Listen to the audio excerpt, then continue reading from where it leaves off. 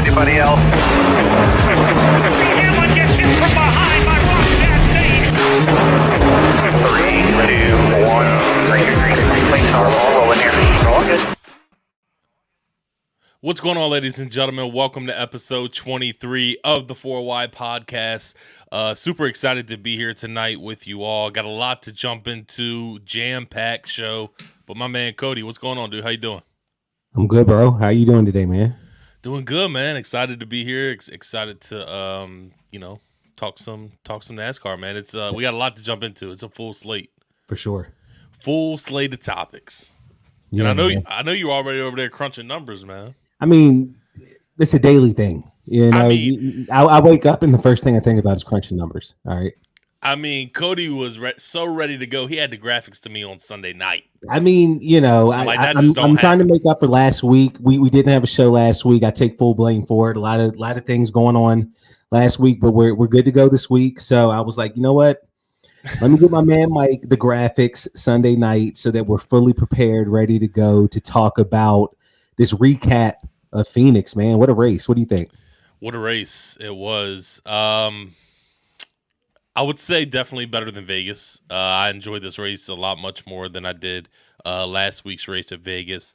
And listen, there's a lot to talk about, a lot to jump into. I kind of want to start out with some news. It's Tuesday. I didn't hear any penalties as of yet come down for Hendrick Motorsports. What do you think is going to be the deal with them? It's not going to – no penalties are going to happen, bro. You don't think so? It's not going to happen, man. I mean, like, come on. Come on. You know, I mean, it is what it is. Everybody somewhat – and, I mean, look, I'm not saying that they're getting any better treatment than any one team, but I just don't see – especially the fact that the piece of equipment that they took off of the cars, they've also taken it off of other teams' cars as well. And that was something that, you know, I mean, this whole thing with the new cars and the parts and everything that's ordered, that's NASCAR's like, hey, here you go. You can't mess with them, blah, blah, blah. It's a lot different than what we've seen in the past. I don't see a penalty coming. Well, I think the rest of the field needs that because Hendrick Motorsports is on fire right now. And it's so damn good to see. And listen, man, that was obviously no shortage over here at Phoenix, man. I would say the race was pretty much dominated by Kyle Larson in a sense and finished off by William Byron, and we'll kind of jump into that. But William Byron gets back-to-back wins. What was your overall recap of the race? You know, it reminded me a lot of Las Vegas for a couple reasons. Number one, we picked up where we started, or I'm sorry, we picked up where we left off, which was last week at Las Vegas, where it was dominated by Kyle Larson and William Byron. And we saw this same exact thing play out. Of course, you had Kevin Harvick at the end where, you know, he was coming. That's his track, you know, and if it would have stayed green, Harvick would have won that race for sure. But you saw Kyle Larson and William Byron lead probably 80% of the laps in that race. You saw them lead about 80%, if not 90% of the laps at Las Vegas. That this West Coast swing was dominated by Hendrick for sure. And just to see the dominance at a track that we go to for the last race of the season to decide who wins the championship, Hendrick has to be feeling good right now. Yeah, absolutely, man. It was, a lot of people say the season kind of starts on the West Coast, the start of that West Coast swing after Daytona. And listen, man, it's been all Hendrick. Chevy overall has been really strong. But yeah, I mean, listen, Kevin Harvick, man, what a year. I mean, he's off to a phenomenal year so far. He's not lying down by any stretch of the imagination in his final year. So really good big shout out to him, man. And like you said, he would have won this race if it wasn't for that late race caution, and probably would have won the race if he decided to take two tires. But we saw what William Byron and Kyle Larson did there, taking two tires, and it worked out. There was a part of that race. It was after what I guess it was green, white, checkered, and then a caution came out. So they went to another green, white, checkered. And Tyler Reddick was one of those cars that got 4 tires as well. And I believe on the last restart, he restarted like 5th, I think. And at that point, it was 4th or 5th. At that point, I was like, Tyler Reddick might get this, especially, this new layout of Phoenix. Well, it's not new, but we consider it new because of what, it's maybe 3 or 4 years old now. But just that dog leg that you have where cars are going about 5-6 wide right there. I just knew that that's where Tyler Reddick was going to be able to capitalize on having the 4 tires where everybody else in front of him had 2. And look, man, it's one of those things where it's clear the 2 tires worked out because you only had to go a couple of laps. Now, if that would have been another 2 or 3 laps to go outside of the green, white checkered, Tyler Reddick would have had that, no doubt. But only having to go 2 laps, William Byron in those 2 tires, man, hard to stop. Yeah, absolutely, man. And look, William Byron held his own because he got a hell of a push from that 45 car that was on those 4 tires, and it catapulted that 24 to the lead, and they didn't look back, man. I gotta say something though. I gotta say something. I have to issue a public apology to William Byron. I said the man would not win a race this year, and he's won back-to-back races. I don't know, man. I think this could be William Byron's coming out party this year. I mean, already 2 wins. I don't see this car struggling throughout the year. I think the biggest thing for them is getting off to a big start, a strong start, and they have. And shout out to William Byron, man. I mean, you can say whatever you want. I mean, he raced his way to the front. Last week he had the dominant car and got his way back up to the front. Back-to-back wins, man. Huge for that 24 team.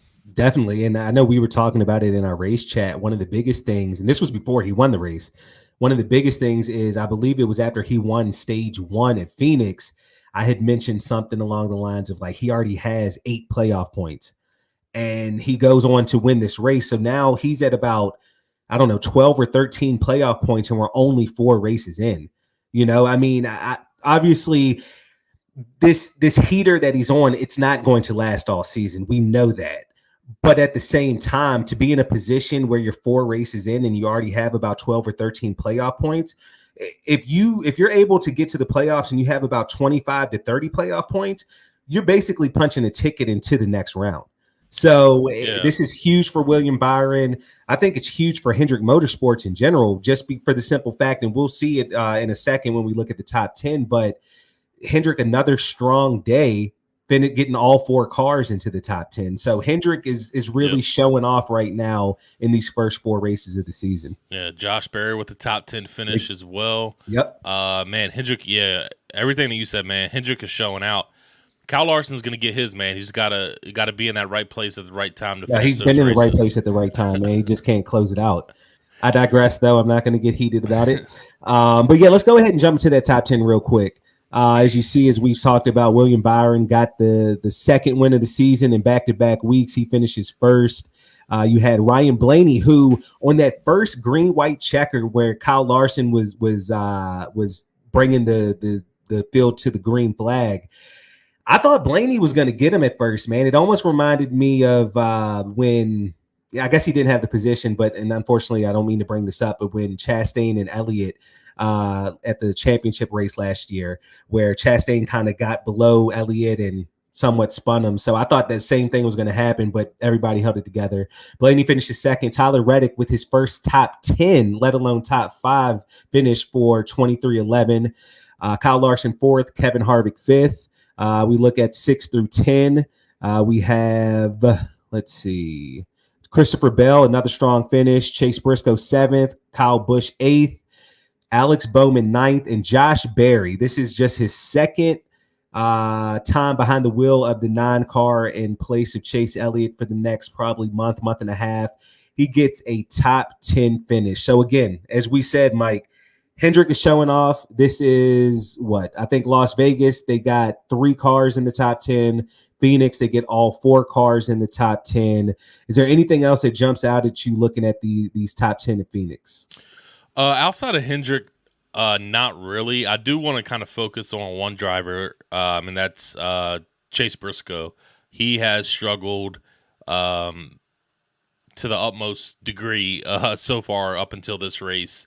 I think the past 2 weeks before Phoenix, he's finished in the 20-plus position. So for him to bounce back and get a seventh place finish is absolutely huge for him and the Stewart-Haas racing team. For Stewart-Haas to get 2 cars in the top 10 is big for that team, because outside of Kevin Harvick, we talked about this team really, really struggling this year, and they have so far.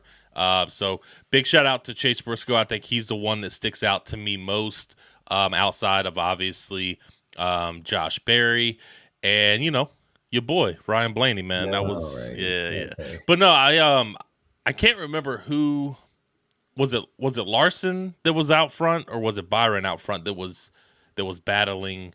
It was that on that first green white checkered where Blaney kind of got under him. Who was Yeah, that? it was Larson. So it was once they took it, they both dove down, and it almost looked like Blaney was going to get under Larson. He definitely gave Larson a push, and both cars kind of got a little wiggly, but they were able to kind of compose themselves and not cause a wreck, because that would have probably taken out half the field right there. Yeah, no, I agree. But to be honest, man, I have to see more of that from Ryan Blaney. Oh, for sure. Like he has to be that aggressive. Like I just feel like he never really is.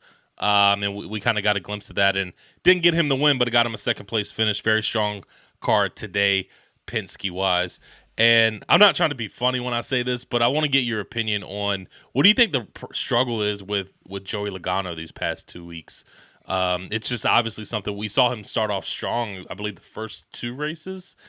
But these past 2 weeks, man, it's just, he's not struggling. He's struggling bad. And I don't know what happened or what's happening with him and his car. We see Blaney, if he's not getting spun or spinning out himself, he's pretty much up front, running up front. But I just feel like that 22 team just ran in the back all day long. Yeah, I don't know what the deal is. I think he had a top 3 finish at Daytona. He had a top 10 finish at Auto Club.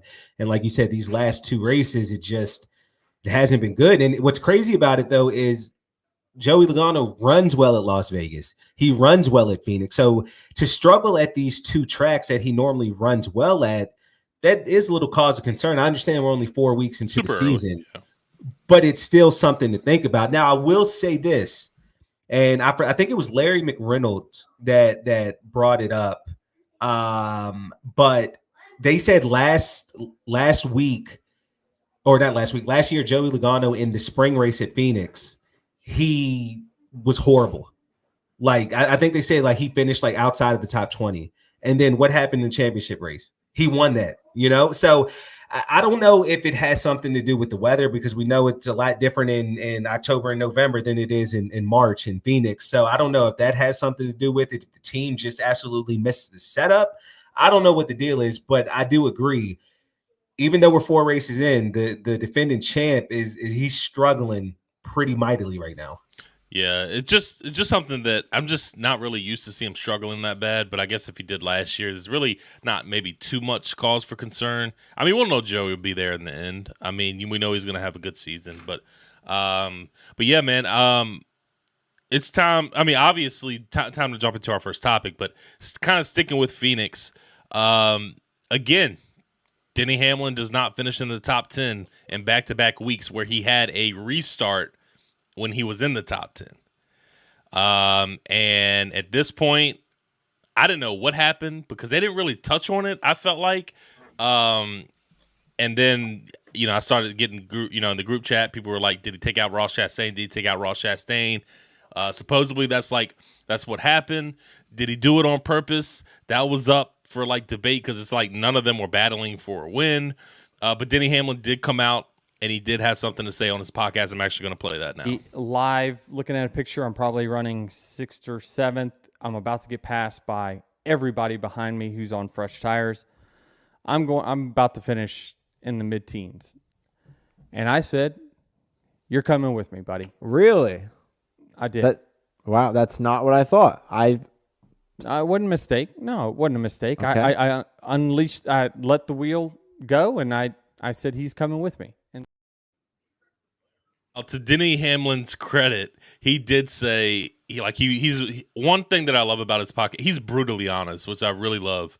Obviously, in that piece right there, didn't shy away from it. And then also, later in that conversation, he kind of called himself out about being a dumbass because he took himself out. He literally said, I was the dumbass who took my own self out, and that's not Ross's fault. That's obviously my fault.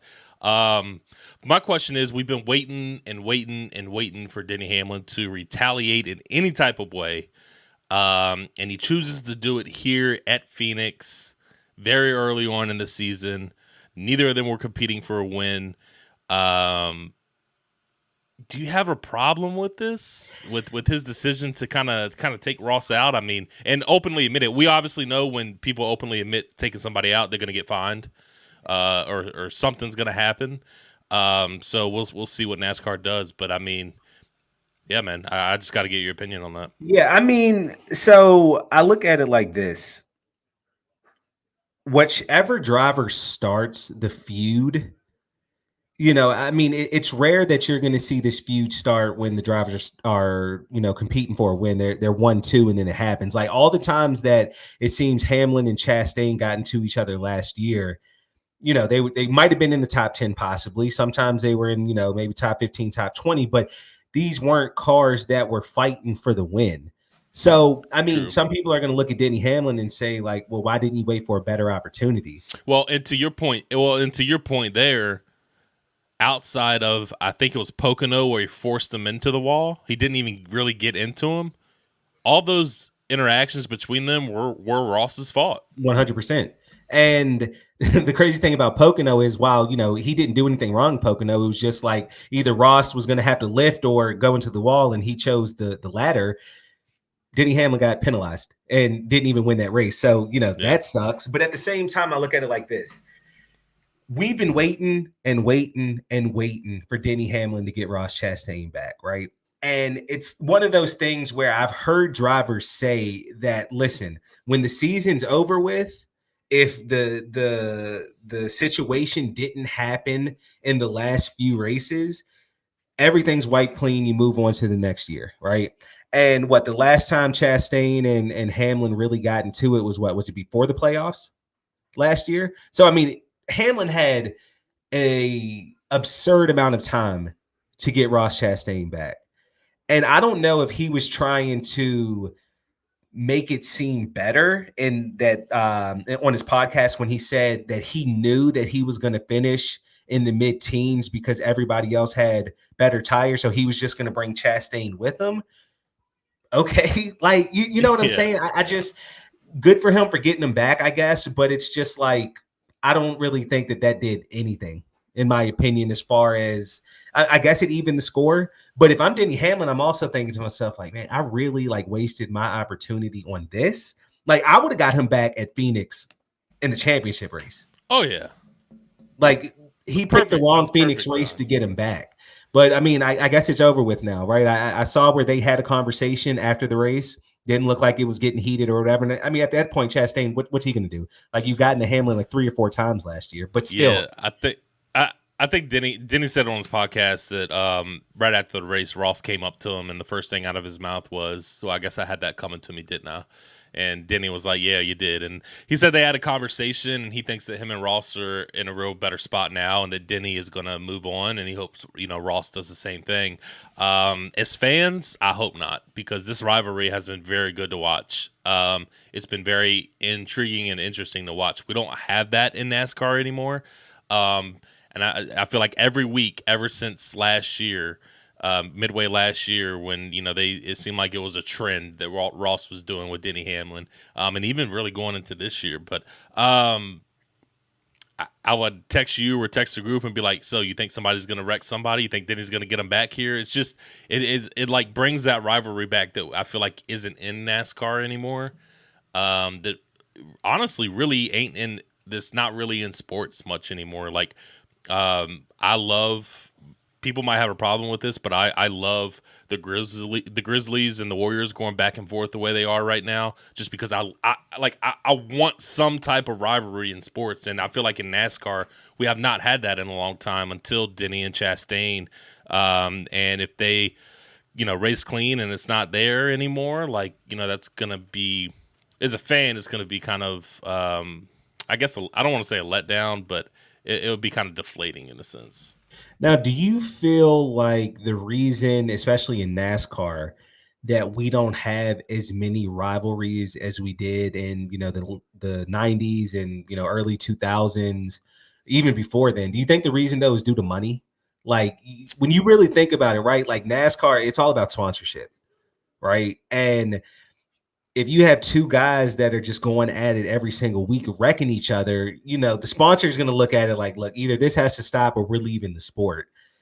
Do you feel like that's the reason why, like maybe there are a lot of teams out there that just say like, look, keep your calm, keep your cool, don't wreck anybody else because they're trying to keep all the money into NASCAR as possible?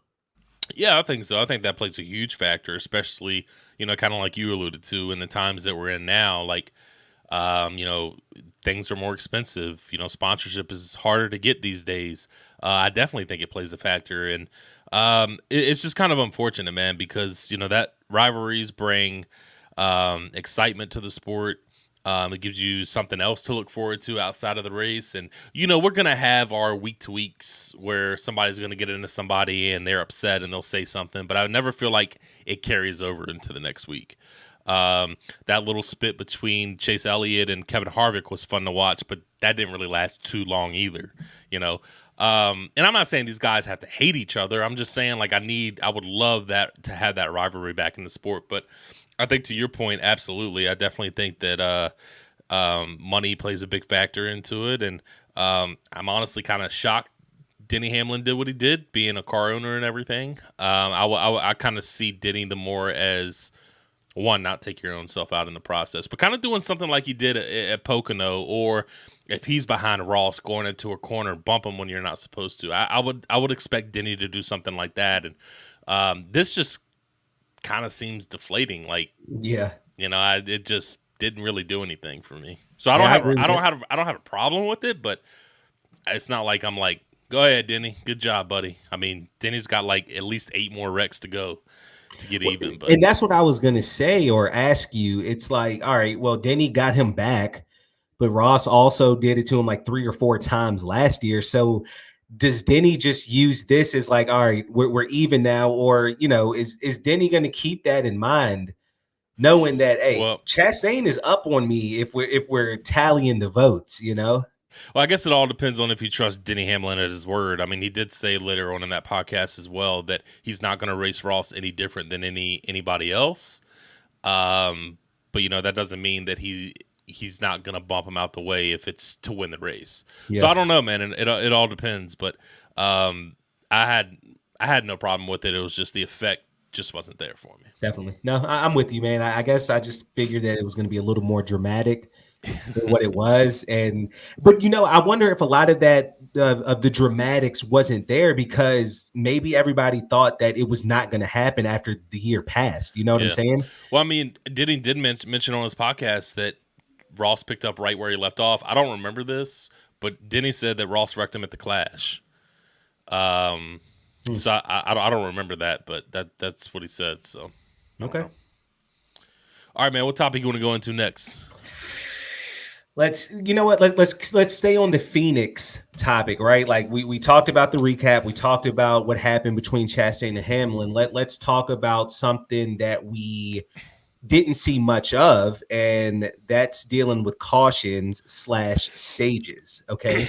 So I bring this question up because the last 2 races, we haven't seen many cautions at all.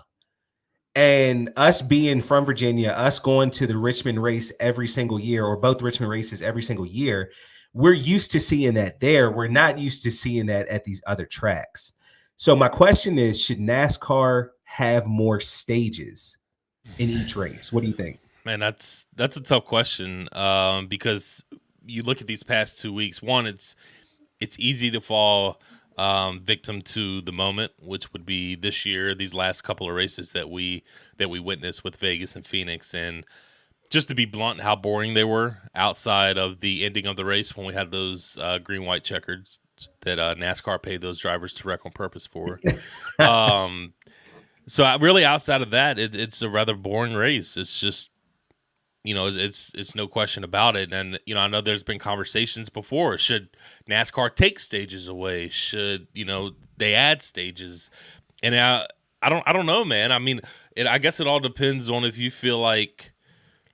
I feel like one of the reasons that this new car was created was to make things even, not make teams have so much of a competitive advantage where they're just dominating every week, and not one team is dominating, and then again towards the race is boring. Like, they obviously want to create an exciting atmosphere, an exciting race for the fans. So far, Hendrick's been dominating. I don't know, because again, when we kind of talked about it in the group, is Hendrick, are these teams starting to catch on to this new car, and are we starting to see them get that competitive edge where they're going to be dominating every week? And if that's the case, NASCAR's right back in the spot where they were before they made the car, before they put the stages, you know, in place. So NASCAR has done a really good job at trying to make things more competitive, trying to make the races more interesting as they can. I will say I don't understand taking the stages away from the road courses. I think Door Bumper Clear talked about this, and you're going to see guys pull away fast, and you're going to see that race just, you know, not be as exciting as maybe it would be with the stages. But I mean, because let's be honest, you wreck on a road course, unless you're stuck somewhere, you're not going to get that caution, right? So that's kind of deflating already. So I would say right now, no. I think they're okay where they are, but I would say that NASCAR needs to have eyes, which I'm sure they are, heavily on this season, and see if Hendrick and Gibbs, if it's like two teams that kind of pull off away from everybody else, and if these races where we're used to seeing cautions, where we're used to seeing excitement, turned rather boring, and we're starting to get a race, you know, they're not being competitive, then I think NASCAR should step in and do something, which I feel like is a double-edged sword for the drivers that are on Hendrick, that are on Gibbs, whichever team, you know, pulls away, because it's like, you know, we've done the due diligence of, you know, what makes this car stronger. We're doing it this way. Why are you trying to strip us from this advantage that we worked hard to do? So I guess you could look at it different ways, but obviously as a fan, you want that exciting race. But I would say right now, I would say no. But I would definitely see how the season plays out to make that decision. And, you know, this question might very well be an overreaction, right? You know, we've seen the last two races. They've really gone pretty caution free. And that's the only reason that I'm bringing up adding more stages. It's not to award more points to anybody if you finish in the top 10. It's to add caution. And I understand that you want it to be organic, right? Like you don't want to force cautions. You just want them to happen organically. But we haven't seen that this year for the most part. So I guess I just look at it like, let's say that Phoenix had 5 stages, right? 5 stages means you're guaranteed 4 cautions. So that's saying that a caution would have likely come out around like every 70, 80 laps if they split it up exactly like that. Now, obviously, we saw 1 caution in the first couple stages, and then we had 2 cautions in the last 5 laps or whatever. But when you see, and I said it in the group, there was one point when William Byron was winning or leading the race. He had a 17-second lead on 10th. I mean, just pure domination. And again, I'm a fan of that. Like, I love to see a car dominate, but I also love to add that mystery to a race, right? Like what we saw, Kevin Harvick clearly had the best car in stage 3. He was 4 seconds ahead of Kyle Larson. He was going to win that race. Boom, caution comes out, messes everything up. I just kind of feel like a lot of fans think that the first, you know, if it's a 200 lap race, the first 150 laps are boring because there's nothing going on. And that's what we've seen the last 2 races. There's been no cautions, nothing's going on. The field is bunched up for the restart, then boom, they're fanned out. So the other part to this question that I'll add is when you look at other sports, right? Like when you look at basketball, They have TV timeouts. They have, fouls, all this other stuff that slows it down. NASCAR, the only thing that they have is a caution. That is it. So I'm wondering, do they look to add something like, I don't know, do you have somebody pick a number out and say, all right, on lap 95, we're going to throw a caution just because, you know what I'm saying? Just to add to it, because NASCAR is different than every other sport out there, man. This is something that's constantly going on, So I'm just trying to think of ways that NASCAR can add a little bit to it. You know what I'm saying?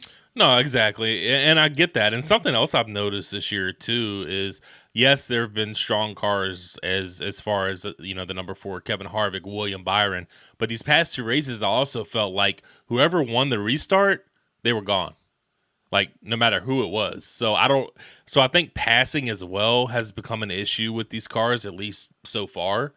So I'm interested to see how that's going to play out, especially at Vegas. Like, Vegas was a very, very hard place to pass. And then Phoenix was a little better, but still I felt like whatever car got out in front and they got that clean air, they were gone.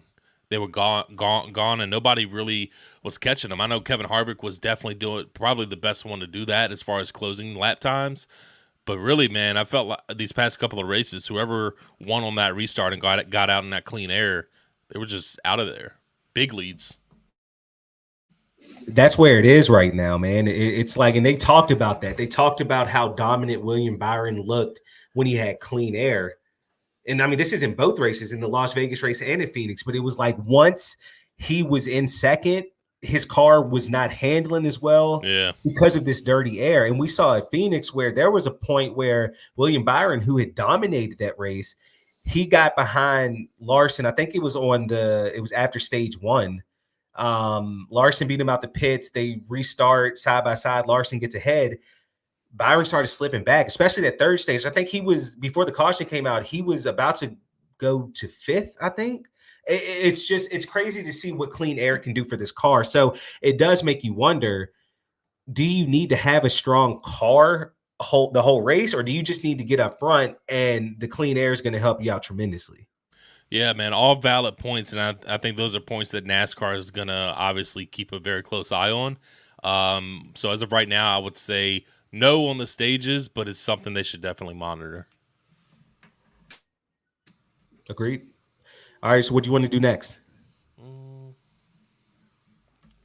Let's go ahead and jump into the winners and losers of the West Coast. Kind of still staying on that West Coast front. And for me, man, I think it's pretty simple. Hendrick in general stands out. Obviously, you go William Byron, but I would say if I had to choose 3 drivers, I would go William Byron, Kyle Busch, and Christopher Bell has done really well as well.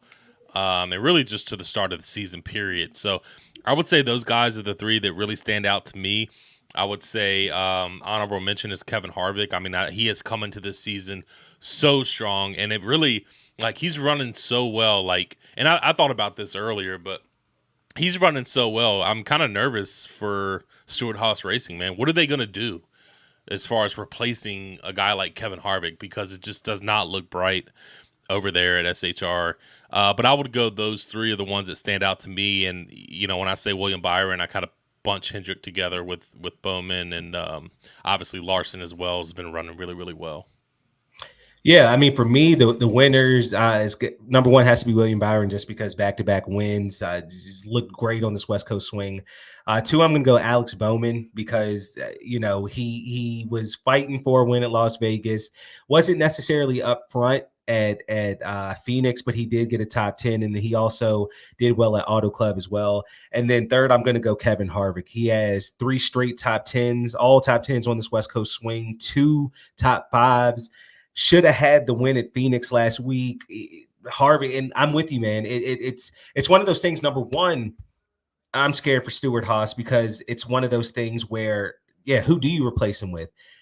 Do you just tell whatever sponsor, or do you tell the manufacturer, like, look, here's a blank check, you decide who we're going to go get? Do they try to pull somebody away? Who knows? But the other part of it, though, is when you look at Kevin Harvick in general, this is his last year, man. Kevin Harvick, he doesn't care, right? Like he doesn't care who he pisses off this year because guess what? He doesn't have to see them on the track next year. So when you get a hot Kevin Harvick, the field needs to watch out. And Kevin Harvick starting the season off, man, he's looking like he's going to collect a few wins for sure. Yeah, obviously he made the playoffs last year, was pretty garbage for most of the year, got that one win, back-to-back wins. Once he got that one win, he won the following week, and, Kevin just gets on a roll like that. So for him to come out and start off strong, man, I'll give it a few weeks before this man is in victory lane. And once that happens, if he gets that dub early, like you said, man, it's over. Because you got to think about it, right? Last year, Harvick didn't get that first win until Michigan. I think that was 3 or 4 weeks before the playoff started.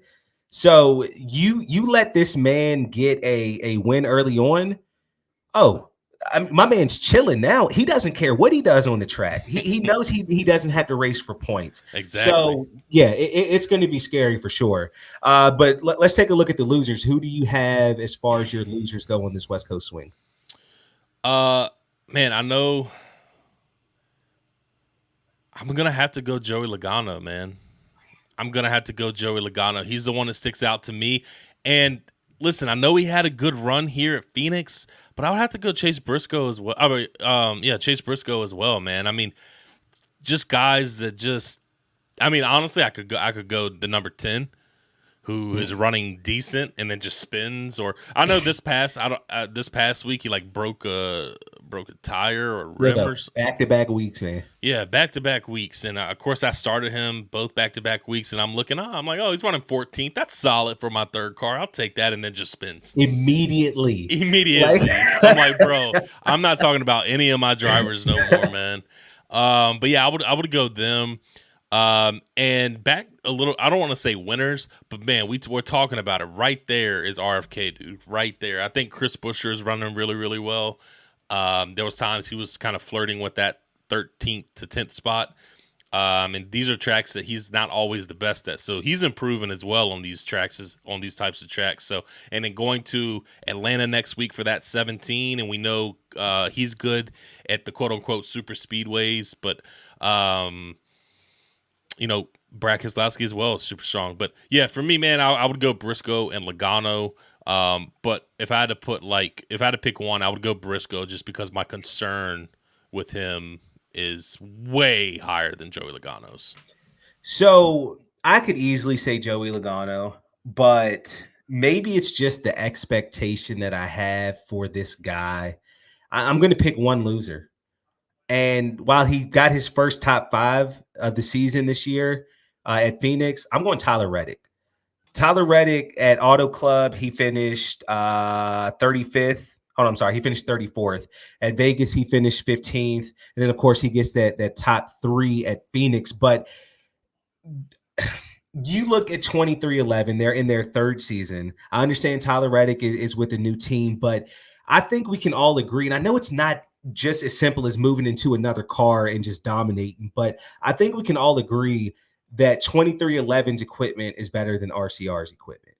So just seeing how he outperformed that equipment for RCR last year, maybe this is on me for having so much high expectation. I just thought that he was going to come into the season and just dominate, especially when we were going to tracks like Auto Club where there's so many lanes. He loves to run the high line. That's there. You go to go to Las Vegas, you can run the high line there. I just thought that those 2 tracks in particular, we were going to see him in the top 5 most of the day, if not get a win at one of those tracks. And he just didn't have it done. So I'm going to go right now with that West Coast swing loser being Tyler Reddick for me. I mean, I think Bubba Wallace is having a better year so far than Tyler Reddick. Obviously, Bubba's more comfortable, but I mean, Bubba's running pretty damn decent so far to start off the year, man. That team is really, really improved. And look, you expect hopefully this is the start for that 45 team going in the right direction as well. So, for sure.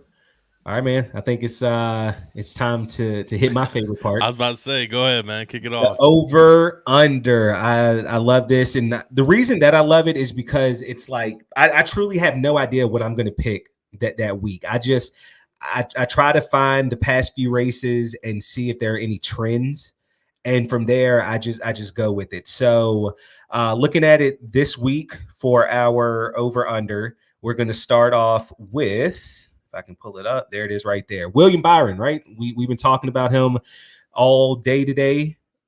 We would have been talking about him all week last week as well. 2 straight wins. And he was actually the winner of, as we go to Atlanta this week, the winner of that first race on that that reprogrammed, reconfigured track. So my question to you is, William Byron, basically, is he going to have a top 5 finish or not? Yeah, I think so. I think that he's going to be the strongest Hendrick car this week. I think that he finishes in the top 5 and competes for another win. So I would go. How would you say that? Under? Under, yes. Under. Yes. I would go under for the William Byron 5.5.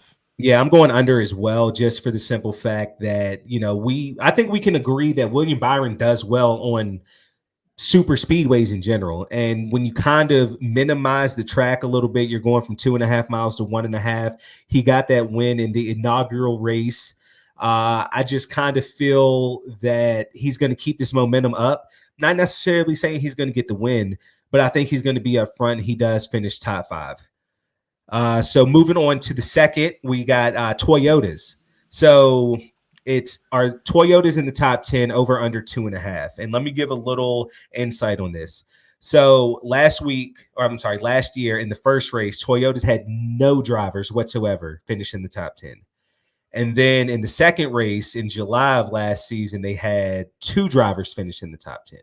So it's safe to say Toyota did not do well at Atlanta at all last year.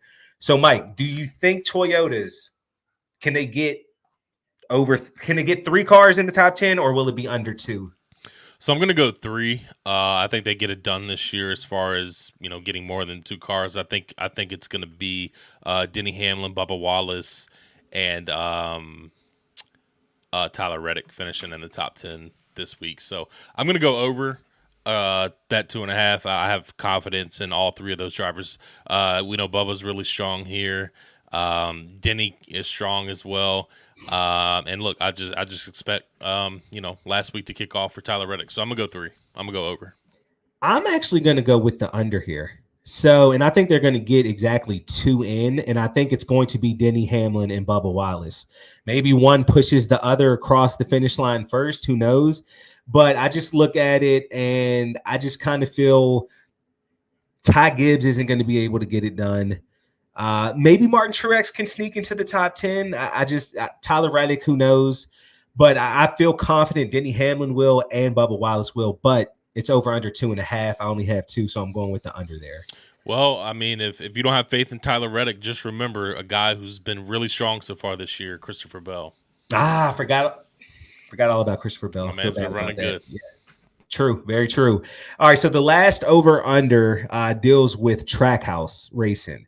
So last year, Trackhouse had Ross Chastain finish second, and actually he finished second both times at the Atlanta races, and then Daniel Suarez finished 4th and 6th respectively at the Atlanta races. So the average finish for both combined was 7.5. Over under. I'm going to go over. I think I have a lot of confidence in Ross Chastain here this week if he can stay out of trouble. I think that Daniel Suarez is going to be flirting around that 10th, 11th, 12th mark. So I'm going to go over for that one. Okay. I'm going to go under on that. I think both cars are going to get in the top 10. And I mean, so what? If you have a 5 and a 6, that's 11. 11 divided by 2 is 5.5. Why not? I say both cars get in the top 10, and they do have a better average finish than 7.5. So I'm going with the under there. All right, man. There we go. Those are some good ones. Those are some good ones. Let's take a look at the standings real quick for the season. I understand we're only four races in. But it never hurts to take a look early on. As you see William Byron with the 2 wins, he's leading the playoff standings. Kyle Busch with that win at Auto Club, and then Ricky Stenhouse 3rd with that win at Daytona. Then everything else is by points. And look at that, Alex Bowman right there. If I'm not mistaken, I believe that no, I think it would still be William Byron. I was going to say based off of just points alone, not wins, but I think William Byron would still be winning this or leading the points. But still, Alex Bowman strong so far, fourth. Kevin Harvick in the top 5. Just going through all of this though, Mike, when you look at I have 20 on here because I have the other 4 for the cutoff. Is there anything that really jumps out at you early on in the season? Any surprise names that you see there or surprise names that you don't see in the top 16? Yeah, I would say obviously you could say Ricky Stenhouse, but we know Daytona is a wild card. So 2 that stick out for me for a positive and for a negative. For positive for me is going to be Kevin Harvick. Again, we harped on it earlier in the podcast. Just how good he's running this year, how strong his car looks. And he was right there competing for a win here at Phoenix. So I think that he keeps that up, but I think I feel like it's been a while since we've seen him get off to a strong start like this. So seeing him in that top 5 is really good for the eyes. And then I guess shockingly for me is Tyler Reddick sitting at 20. You just kind of harped on all of that, so I'm not going to kind of go down that out. But you look at the guys that are in front of him. Corey LaJoie sitting right there at 18th. Good for him. It would be very, very good if this guy can get, finish in that kind of where he's at now. That would be really, really good for him. But I would say those 2 are the ones that really stick out to me most. Yeah, I'll go with that. Okay. I mean, for me, number 1, it's just seeing both RFK drivers in the top 16. Brad Keselowski in 14th and Chris Buescher at 15th. I think that's great for RFK. No matter how early on in the season it is, it's clear that this team has made strides from 2022 to 2023 on getting better as an organization as a whole. So that's a great thing to see. And then you mentioned it, Corey LaJoie sitting there at 18th. He's only 13 points off from the cutoff. And look, we're going to Atlanta where he had a chance at winning that race last year. So, maybe Corey LaJoie is able to cook up a win or a top 5 finish again here at Atlanta. So that's going to be awesome to see. And I mean, I guess, I'm with you when it comes to the disappointment, and that's just Tyler Reddick. Of course, 4 races in, if we fast forward to the next 4 races, I fully anticipate seeing Tyler Reddick in the top 16. But just the start of the season that he's had, I'm pretty sure that's obviously something that he didn't see coming.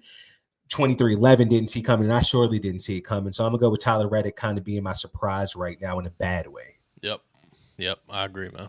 All right. So, look, I think it's time to kind of start talking about Atlanta. But before we jump into Atlanta, I want to see or let's talk about our power rankings, our top 5 power rankings after Phoenix. So, Mike, I'll go ahead and start it off. Right now, I have William Byron sitting at 1. Again, I mean, it's hard to argue. The man has won back-to-back races. He was up front at Daytona for a good amount of time before he was involved in a wreck. So I have him at 1. Kyle Busch, 2. Again, he got that win at Auto Club. He's been very consistent. He possibly could have had a win at Daytona as well. It just wasn't in the cards. Alex Bowman, I believe he's the only driver this season that has finished top 10 in every single race. He's showing the consistency. I have him at 3. Kyle Larson, back-to-back weeks where he could have had a win, back-to-back weeks where he didn't get a win. But still, for him the way he started the season off compared to now, 2 straight top 5 finishes, I have him at 4. And then Kevin Harvick. Again, we talked about that West Coast swing for him, 3 top 10s, 2 top 5s. And I mean, if we're looking at it, honestly, he finished 12th, I believe, at Daytona. So he was right outside the top 10.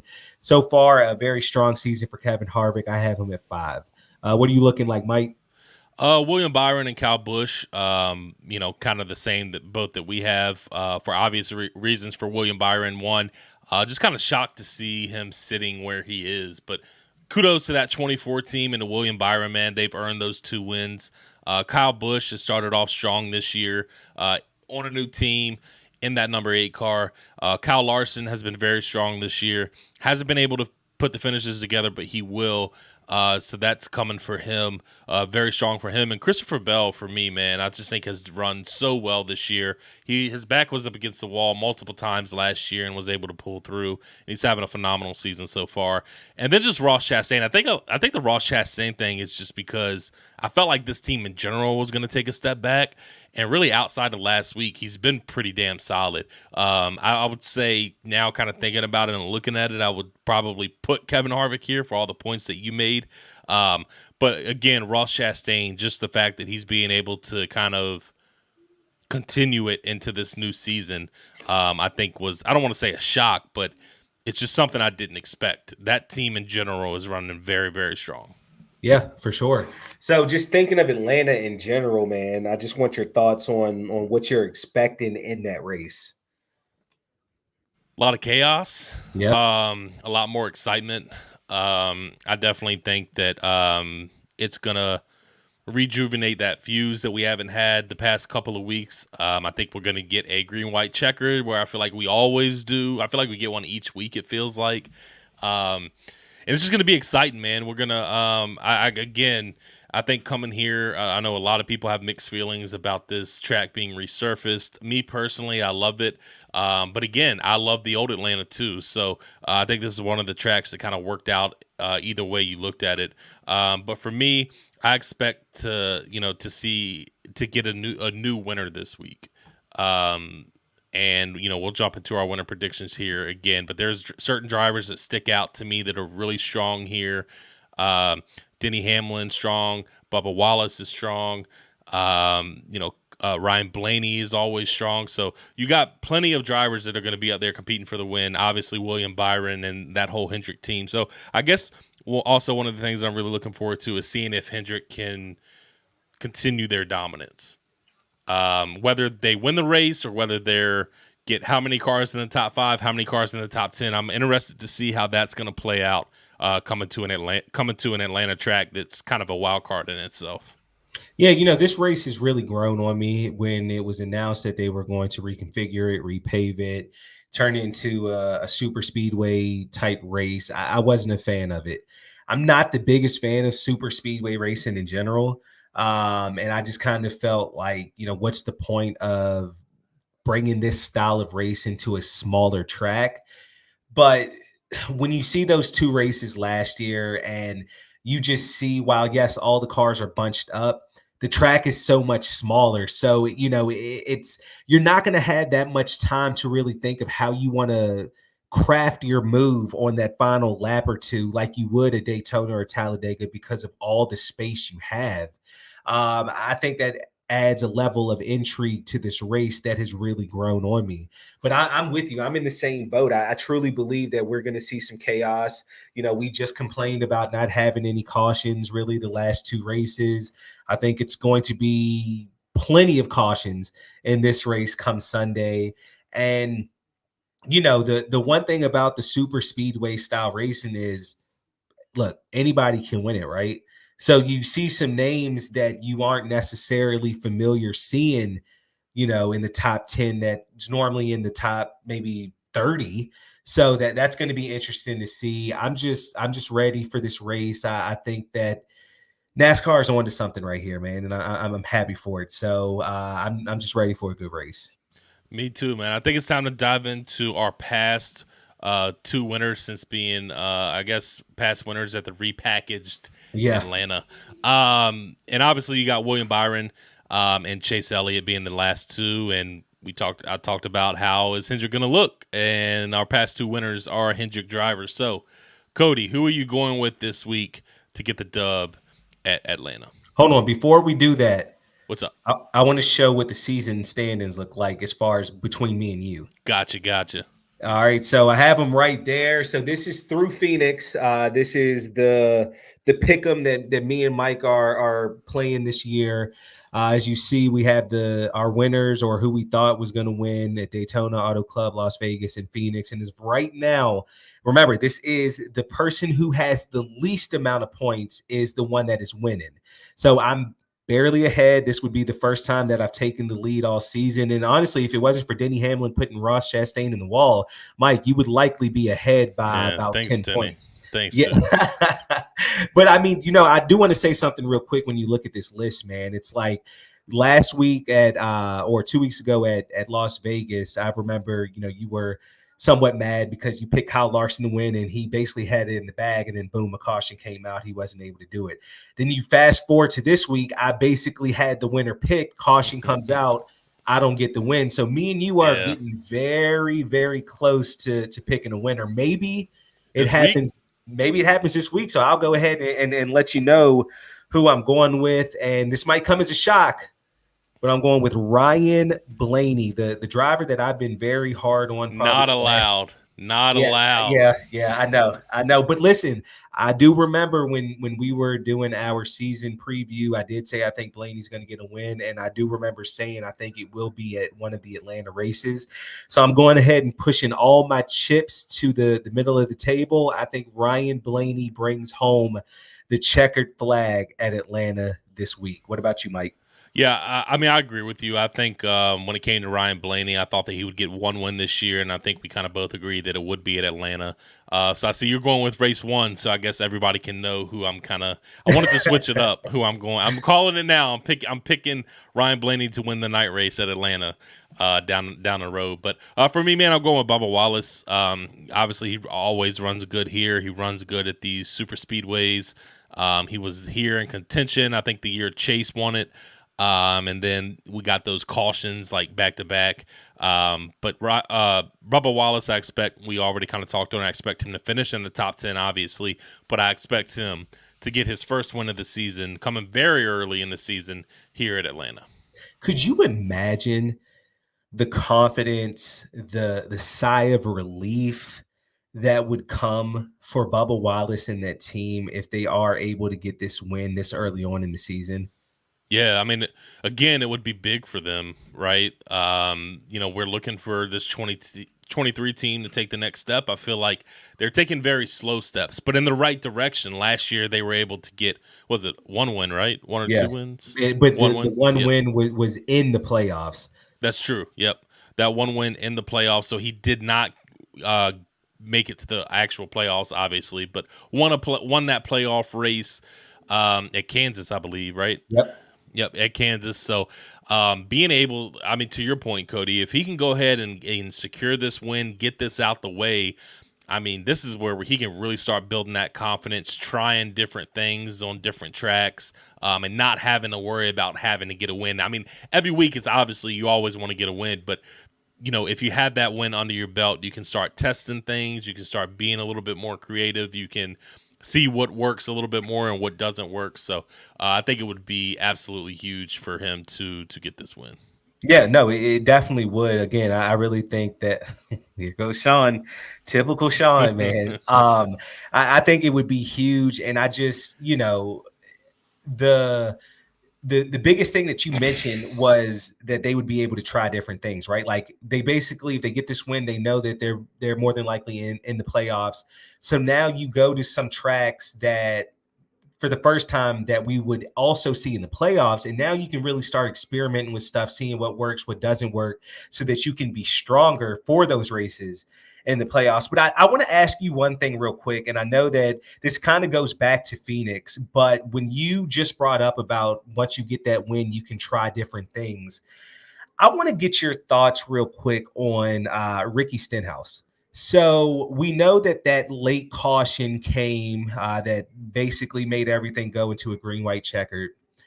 And a driver that already has a win that I'm kind of surprised didn't try to go a different way is Ricky Stenhouse Jr. Based off of all the information I looked at, he was still on the lead lap. So why just not stay out? You know what I'm saying? When the caution, why not stay out? Because here's the thing, you finished 18th. I'm pretty sure that you have a better finish if you stay out, right? Like even if you finish 11th, that's still a better, you see what I'm saying? So I'm just really surprised to see a guy like a Ricky Stenhouse who already has a win in the bag, who's more than likely going to make the playoffs as long as we don't get more than 16 winners in the regular season. I'm surprised that he's not trying certain things to try to get as many playoff points as possible. Yeah, I mean, I think that speaks to just the inexperience of the team, and no disrespect to them, but wins they don't come around often for that team, and they're not in the playoffs really ever. So, that's hopefully stuff they can learn and mistakes that they can fix. I mean, yeah, I agree with you, man. You should always be. You already got that one under your belt. You're going after You're still going after wins, but you're going after playoff points now. Like, you want to accumulate enough points like Chase did to where you can afford to have a couple bad races. Or right now, with William Byron, the way he is off to this, I mean, this guy, I mean, you just never know. He might stay on this hot streak for a while and accumulate enough points to where my man can just coast through the playoffs and advance on points. So you want to do as much as you can to get those points. So I'm not sure, man. That's a real head scratcher for me. Yeah, no, I was just thought about it, and I'm fully expecting to see as the season goes on that you're going to see some of those drivers who maybe gets a win that's likely going to be positioned 12th or 13th in the playoffs. Maybe they really start trying different things. Like we saw Eric Jones try something different in Phoenix, right? Everybody came down pit road. He stayed out as far as green flag pit stops go to see if he could muster up something. It didn't happen, but guess what? It doesn't hurt to try this stuff, especially early on in the season. I agree, man. I agree. All right, man. I think that's going to wrap up the show. Appreciate everybody tuning in to episode 23. We hope you enjoy the Atlanta race. Hope it's a lot more entertaining. And I guess we will see everybody next week. When Yes, sir. I hope Ryan Blaney wins. You know that, right? I'll give you that point. I'll give you the point. Like I'll suffer. That's fine. Yeah, bro. It is what it is, man. All right, everybody. Have a good night.